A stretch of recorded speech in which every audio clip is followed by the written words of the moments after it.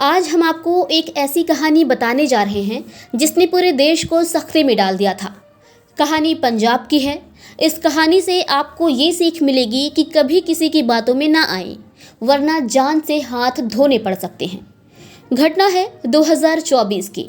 पंजाब के रूपनगर में पुलिस ने पिछले 1.5 साल में हुई 11 लोगों की हत्या करने के आरोप में एक व्यक्ति को गिरफ्तार किया।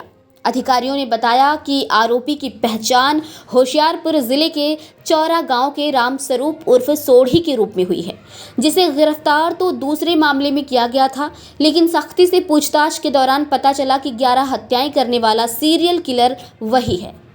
पुलिस के मुताबिक पूछताछ में रामस्वरूप ने बताया कि वो समलैंगिक है। वो जिन पुरुषों की हत्या करता उनके साथ शारीरिक संबंध बनाता था। इसके बाद उनके साथ लूटपाट करता। वो सिर्फ उन्हीं पुरुषों को अपना शिकार बनाता था जिन्हें वो अपनी कार में लिफ्ट देता था और फिर उन्हें लूट लेता था। उनके साथ शारीरिक संबंध बनाता और उसके समलैंगिक होने की बात उजागर ना हो, इसलिए उनकी हत्या कर देता था। जिनके पास पैसे नहीं मिलते वो उनकी हत्या के बाद उनकी पीठ पर धोखेबाज लिख देता। रूपनगर के वरिष्ठ पुलिस अधीक्षक गुलनीत सिंह खुराना ने कहा कि जिले में जघन्य अपराधों के मामलों को सुलझाने के लिए पुलिस अधिकारियों को निर्देश जारी किए थे। इसी सिलसिले में हत्या के मामलों में शामिल अपराधियों को पकड़ने के लिए एक पुलिस टीम का गठन किया गया था। कीरतपुर साहिब में एक हत्या के मामले का जिक्र करते हुए उन्होंने बताया कि 18 अगस्त को 37 वर्षीय एक व्यक्ति की हत्या कर दी गई थी, जो मोदरा टोल प्लाजा पर चाय की रेहड़ी लगाते थे। जी हां, पुलिस ने कहा कि इस मामले की जांच में रामस्वरूप की गिरफ्तारी हुई और बाद में पूछताछ के दौरान अन्य मामलों में उसकी संलिप्तता का खुलासा हुआ। अधिकारियों ने बताया कि पूछताछ के दौरान आरोपी ने स्वीकार किया कि इस मामले के अलावा उसने 10 अन्य हत्याएं की हैं। पुलिस के मुताबिक आरोपी ने फतेहगढ़ साहिब और होशियारपुर जिलों में हत्याएं करने की बात भी स्वीकार की है। वो अपने पीड़ितों का गला घोंट देता था, जबकि कुछ मामलों में उसने अपराध को अंजाम देने के लिए ईंटों का इस्तेमाल किया था। अब सवाल था कि रामस्वरूप एक सीरियल किलर कैसे बना?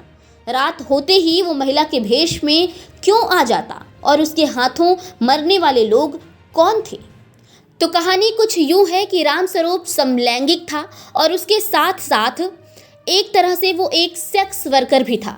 इसीलिए वो अमूमन रात को महिला की तरह श्रृंगार कर बाकायदा घूंघट में चेहरा ढक कर सड़क पर ग्राहकों की तलाश में निकल पड़ता था। अब यहाँ तक तो ठीक था, लेकिन जब भी ग्राहकों से पैसों को लेकर कोई झगड़ा होता तो वो वहीं पर अपने मफलर से गला घोंटकर उसकी हत्या कर देता और पैसों को लेकर ऐसे झगड़े कई बार हुए। रामस्वरूप के मुताबिक वो रात को कत्ल करने नहीं बल्कि पैसे कमाने निकलता था। कई बार वो घूंघट में कार वालों से लिफ्ट लेता, कई बार किसी सुनसान दुकान या जगह पर ग्राहकों के पास जाता। अक्सर पैसे कमाकर वो लौट भी जाता, लेकिन कई बार पैसों के मोल तोल को लेकर ही या फिर वादे के हिसाब से पैसे न देने पर उसे गुस्सा आ जाता और कई बार सामने वाला लड़ पड़ता। जब भी उसका झगड़ा होता वो सामने वाले को मार देता। मारने के लिए हमेशा वो अपने मफलर या आसपास पड़ी किसी भी चीज़ का इस्तेमाल कर लेता। वो कभी अपने साथ हथियार लेकर नहीं चलता था। आरोपी सोढ़ी ने पुलिस को बताया कि मृतक हरप्रीत उर्फ सन्नी ने पहले उसके साथ संबंध बनाए, फिर उसे पैसे देने से इनकार कर दिया। इसे लेकर दोनों के बीच झगड़ा हुआ और उसने हरप्रीत की हत्या कर दी। इसी तरह उसने सभी वारदातों को अंजाम दिया। पुलिस के अनुसार आरोपी नशे का आदी है, जिस वजह से घर वालों ने उसे 2 साल पहले छोड़ दिया था। वो शादीशुदा है और उसके 3 बच्चे भी हैं। उसने पुलिस को ये भी बताया कि हत्या करने के बाद उसे पछतावा होता था, इसलिए वो शवों के पैर छूकर माफ़ी मांगता था। जी हाँ, मतलब पहले लोगों को लूटो, उनके साथ संबंध बनाओ, फिर पैसे न मिले तो उन्हें मार दो और पीठ पर लिख दो धोखेबाज, और फिर गलती का एहसास हो तो माफ़ी मांग लो। माफ़ी भी किससे? मृत शरीर से।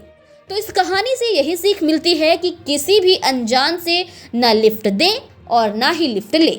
अगर आपके पास अपनी खुद की कार है और बड़े ही दयालु किस्म के इंसान हैं जो लोगों की मदद करने के लिए लिफ्ट दे दिया करते हैं, तो भाई आप अपनी कार में डैश कैम ज़रूर लगवा लें, ताकि आप जिसको लिफ्ट दे रहे हैं उसका चेहरा वीडियो में रिकॉर्ड हो जाए। धन्यवाद। आप सजग रहें, सुरक्षित रहें। Bureau report, crime desk, Rupnagar, Punjab.